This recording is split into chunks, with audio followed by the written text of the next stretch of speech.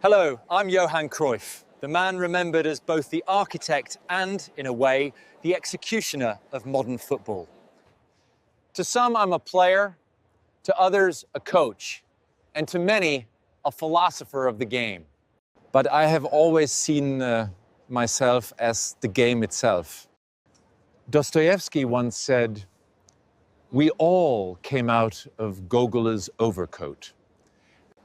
In football, I am that overcoat.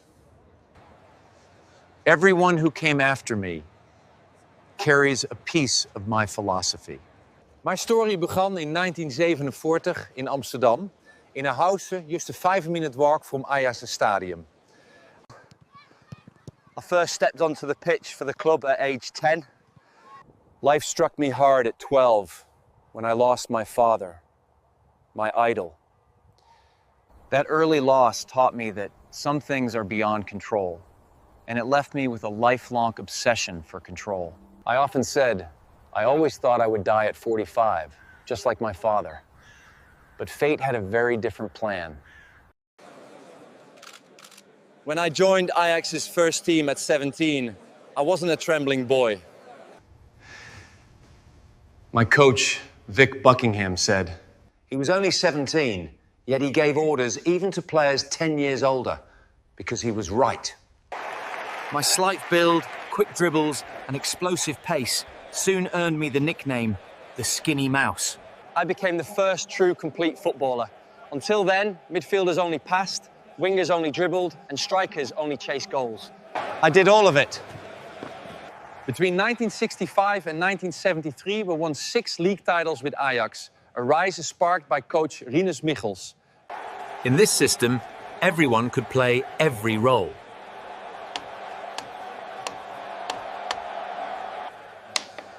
And I was the player who brought the ball out of defence, played on the wing. Filled any position the game required.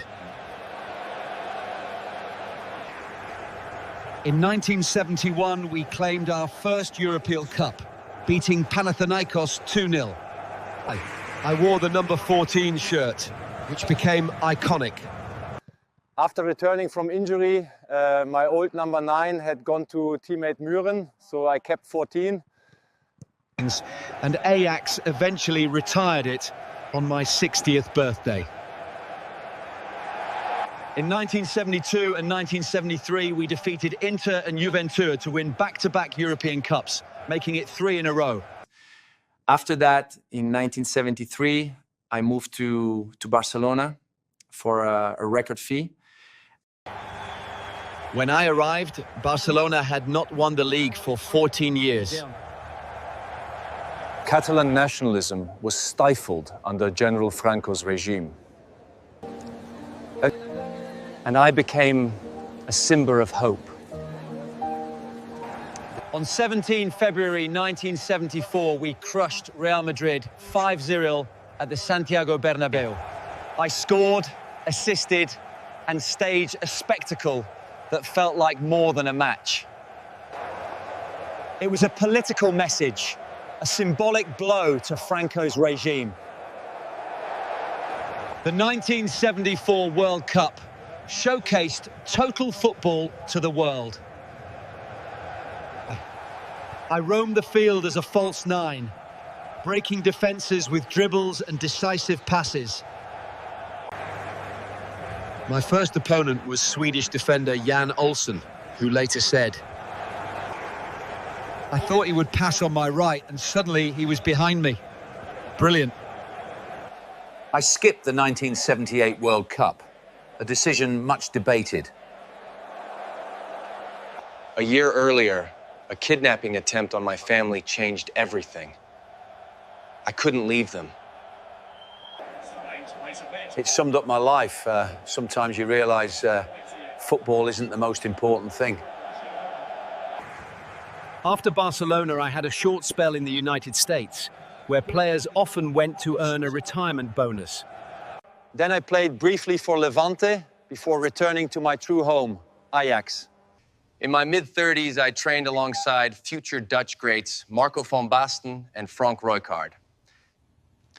When I wanted one more year at Ajax, the club said, "You're too old." Angry, I joined arch rivals Feyenoord and we won the league. The joy of scoring against Ajax may have surpassed even a European Cup triumph. After retiring, I coached Ajax and Barcelona. I took Rinus Michels' theory and turned it into a complete system. My first step was to rebuild the youth academy with the motto, football is played on the ground. I ensured all youth teams played the same formation as the first team. Promotion required no adjustment. I built my philosophy on principles such as the offside trap. Compressing space between defence and attack. Mandatory control passes and winning the ball back within 7 seconds. Football is simple, but playing simple football is the hardest thing. Beautiful goal is into an empty net because it proves teamwork. With the dream team I assembled at Barcelona, we won a Copa del Rey, 3 La Liga titles, a Cup Winners' Cup, and the club's first Champions League in 1992. But every style meets its opposite. Mourinho's park the bus defensive wall countered possession football, making games less entertaining. Yet every problem has a solution. My own teachings evolved. Jürgen Klopp's gegenpressing took my 7-second rule and merged it with direct attacks, sparking another revolution. Today, football still reflects my dreams, but it is also losing its soul. Players have become purely athletic, agile, high-endurance machines. Tactics like the control pass system have made it almost impossible for uniquely gifted dribblers like Ronaldinho or Neymar to emerge. Now the game is filled with low-risk cyborgs, and true stars are rare. I was merely a philosopher trying to make football more enjoyable. My student Pep Guardiola's tiki-taka elevated the game again, but the modern state of football is both a triumph and a disappointment.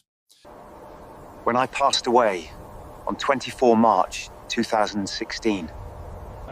I was remembered not just as a player, but as a thinker. Buishen's Upriesingside. I loved football and gave it a way of thinking. Football is simple. The hardest thing is to play it simply.